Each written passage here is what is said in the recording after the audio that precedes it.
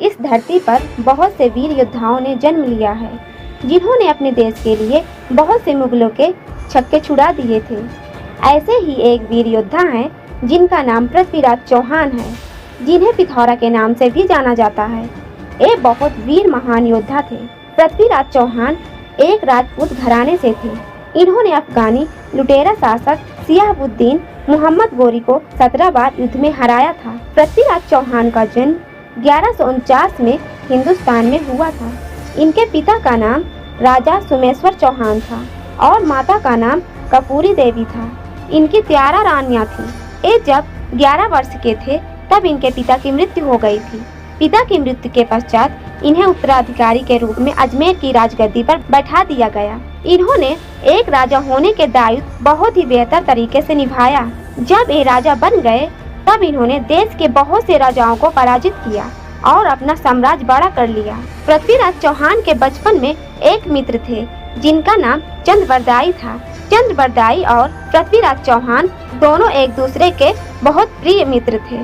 पृथ्वीराज चौहान चंद्रबरदाई को अपने भाई के समान मानते थे। पृथ्वीराज चौहान और चंद्रबरदाई ने मिलकर एक जगह का निर्माण किया और उन्होंने उस जगह को पिथौरागढ़ नाम दिया। इनके द्वारा बनाया गया यह पिथौरागढ़ आज भी दिल्ली में है। आज के समय में इस जगह को पुराने किले के नाम से जाना जाता है। पृथ्वीराज चौहान और रानी संयोगिता की प्रेम कहानी आज भी राजस्थान में बहुत मशहूर है। माना जाता है कि यह दोनों एक दूसरे की तस्वीरें देखने मात्र से ही इन दोनों एक दूसरे से प्रेम करने लगे थे। संयोगिता के पिता जयचंद्र पृथ्वीराज चौहान को बिल्कुल भी पसंद नहीं करते थे।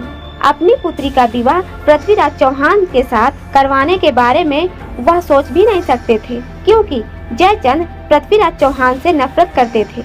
इसलिए वह सोचते रहते थे कि पृथ्वीराज को किस प्रकार नीचा दिखाया जाए। उसके लिए उन्होंने अपनी पुत्री के लिए स्वयंवर का आयोजन किया और उस स्वयंवर में जयचंद्र सभी राजाओं को बुलाया था ताकि वह पृथ्वीराज चौहान को नीचा दिखा सके। केवल यह ही नहीं, उन्होंने पृथ्वीराज चौहान को और भी अधिक नीचा दिखाने के लिए उन्होंने अपने द्वारपाल की जगह पर पृथ्वीराज चौहान की मूर्ति लगवा दी। यह सब देखकर संयोगिता बिल्कुल भी प्रसन्न नहीं थी। वह पृथ्वीराज चौहान से विवाह करना चाहती थी। इसलिए उसी स्वयंवर के दौरान पृथ्वीराज चौहान भरी सभा के सामने संयोगिता का अपहरण कर लिया, परंतु कोई भी उन्हें रोक न सका। अपहरण करने के बाद पृथ्वीराज चौहान संयोगिता को दिल्ली लेकर आ गए और सभी रीति रिवाज के साथ दोनों ने एक दूसरे के साथ विवाह कर लिया। शादी के बाद संयोगिता के पिता जयचंद्र पृथ्वीराज चौहान से और भी नफरत करने लगे।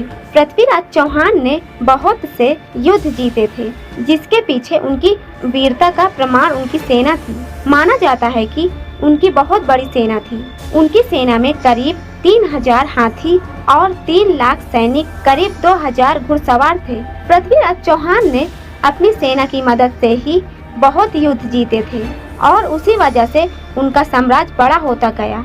इसी सेना के कारण पृथ्वीराज चौहान ने मोहम्मद गौरी को 17 बार युद्ध में हराया था। आपको बता दें कि मोहम्मद गौरी के बीच हुए पहले युद्ध को तराइन युद्ध के नाम से जाना जाता है। यह युद्ध 1190 ईस्वी से 1191 ईस्वी तक चला था। इस युद्ध के दौरान मोहम्मद गौरी ने ताबर-ए-हिंद, आज के समय में इसको भटिंडा कहा जाता है, मोहम्मद गौरी ने ताबर-ए-हिंद पर कब्जा करने के लिए हमला किया था, परंतु उस समय इस जगह पर जियाउद्दीन का राज्य था।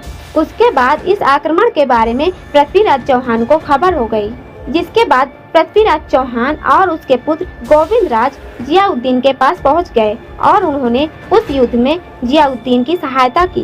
इस युद्ध के दौरान पृथ्वीराज चौहान और मोहम्मद गौरी के बीच आमना सामना भी हुआ और इन दोनों के बीच बहुत ही खतरनाक युद्ध हुआ। इस युद्ध में मोहम्मद गौरी मरने की हालात में था, परंतु उसके किसी सैनिक ने उसकी जान बचा ली। परंतु इस युद्ध में पृथ्वीराज चौहान की जीत हुई और मोहम्मद गौरी की भयानक हार हुई थी। संयोगिता के अपहरण के बाद जयचंद पृथ्वीराज को अपना और भी बड़ा दुश्मन मानने लगे। उसी कारण जयचंद पृथ्वीराज चौहान के खिलाफ बाकी राजपूतों को भड़काने लगा।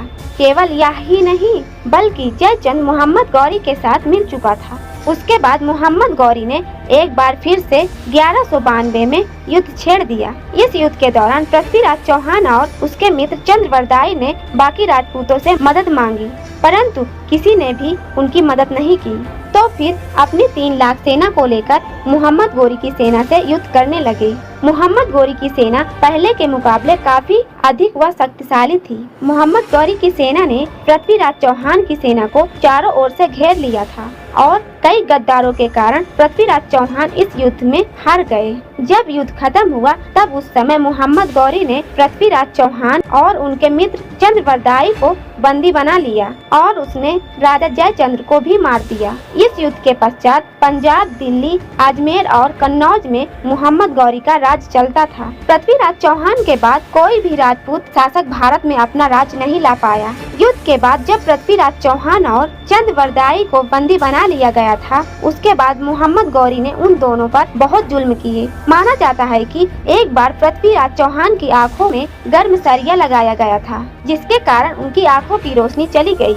उसके बाद पृथ्वीराज चौहान से उनकी अंतिम इच्छा पूछी गई, तो उन्होंने चंद्रवरदाई के शब्दों पर शब्द भेदी बाण का उपयोग करने की इच्छा रखी। उसके बाद चंद्रवरदाई ने एक दोहा कहा, 4 बास 24 गज, अंगुल अष्ट प्रमाण, ता ऊपर सुल्तान है, मत चूके चौहान। चंद्रवरदाई ने पृथ्वीराज चौहान को संकेत देने के लिए इस दोहे को पढ़ा था। इस दोहे को पढ़ने के बाद मोहम्मद गौरी जैसे ही शाबाश बोला, वैसे ही अपनी आंखों को गंवा चुका था। पृथ्वीराज चौहान ने मोहम्मद गौरी को अपने शब्द वेदी बाण से मार दिया। हालांकि सबसे दुख की बात यह है कि इसके बाद पृथ्वीराज चौहान और चंद्रवरदाई ने दुर्गति से बचने के लिए एक दूसरे को मार दिया। पृथ्वीराज चौहान की मरने की खबर सुनने के बाद सहयोगिता ने भी अपनी जान दे दी। यदि यह जानकारी आप सभी को अच्छी लगी हो तो नीचे कमेंट्स में जरूर बताएं और हमारे YouTube चैनल को लाइक और सब्सक्राइब करें ताकि अगली नोटिफिकेशन आप तक पहुंच जाए। Thank you.